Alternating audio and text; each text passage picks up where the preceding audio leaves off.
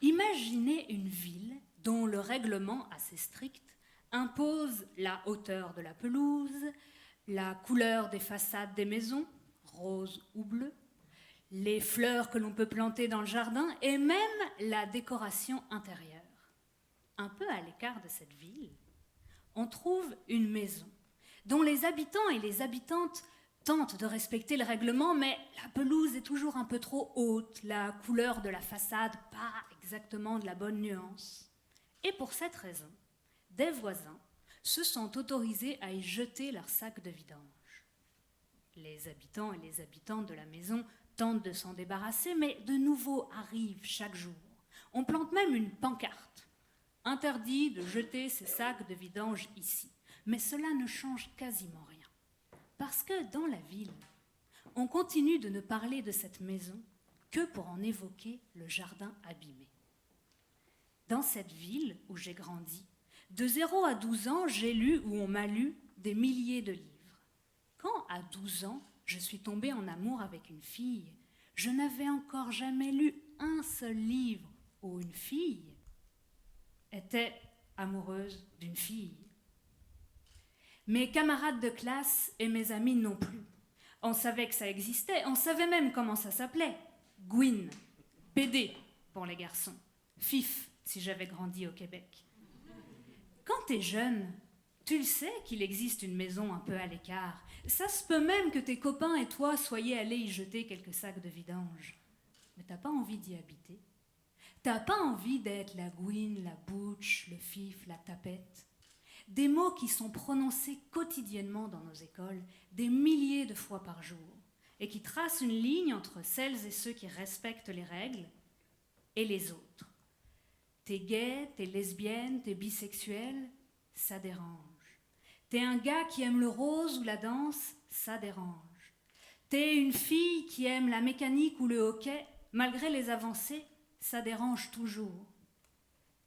Vous allez me dire, c'est vrai qu'il faut que ça change, mais ça ne concerne pas grand monde. Presque 40% des élèves du secondaire sont victimes d'homophobie. C'est ce que montre une étude récente dirigée par Lynn Chamberlain, la titulaire de la chaire de recherche sur l'homophobie de l'UQAM. Et c'est sans compter les autres.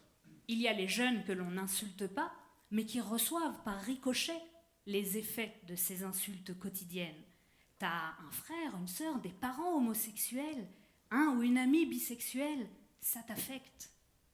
Mais ça affecte encore une dernière catégorie de personnes. Toutes celles et tous ceux qui s'empêchent de pratiquer des activités ou même d'exprimer des émotions, le règlement impose la décoration intérieure, de peur d'être rangés dans la mauvaise catégorie.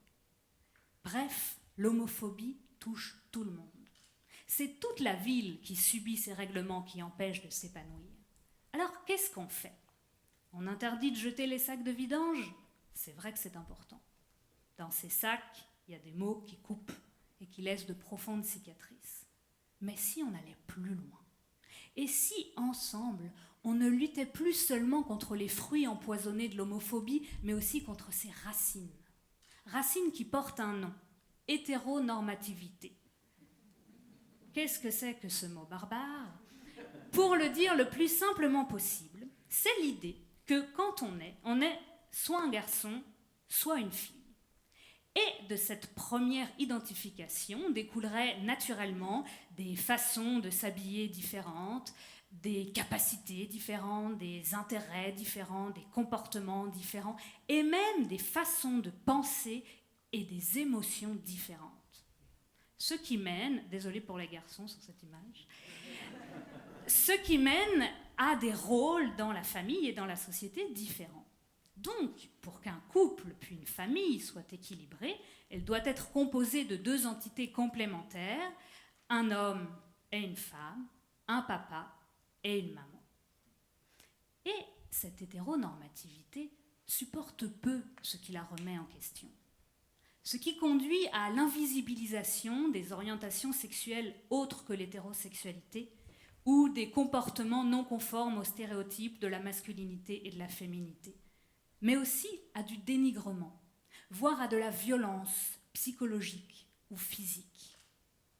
Alors imaginez que toute la ville s'allie aux habitants et aux habitantes de la maison, que toute la ville prenne un pinceau pour repeindre les vieux murs roses et bleus de couleurs éclatantes, que toute la ville plante dans les jardins des fleurs du monde entier, que la maison, finalement pas si éloignée, soit célébrée comme une richesse, comme une chance d'embellir toute la ville. Comme dans ces écoles où, d'après plusieurs études menées par Elisabeth Saïvik, chercheuse en santé de la jeunesse de l'Université de Colombie-Britannique, comme dans ces écoles où la présence d'un comité d'alliés de la diversité sexuelle et de genre diminue de moitié le taux d'idéation suicidaire de tous les garçons et diminue drastiquement la consommation d'alcool et de drogue de tous les jeunes. Alors imaginez qu'existe une place où tous ces alliés pourraient se retrouver, échanger sur le pourquoi et le comment, retrouver des informations, des ressources, des pistes d'action concrètes. Cette place existe. Le bureau d'architectes qui m'en a confié la réalisation se rend depuis 18 ans dans les écoles pour démystifier l'homosexualité et la bisexualité, pour faire tomber des murs et bâtir des ponts. Alors, avec nos propres alliés, avec des organismes partenaires, avec des chercheurs, des chercheuses, des professionnels de terrain, des bénévoles, de développeurs aux talents tentaculaires, nous avons bâti sur le web une place des alliés.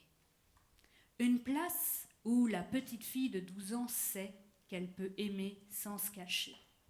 Une place où, je l'espère, on se retrouvera pour que la ville, notre ville, se pare de couleurs chatoyantes dont la variété fera briller toutes les facettes de nos enfants.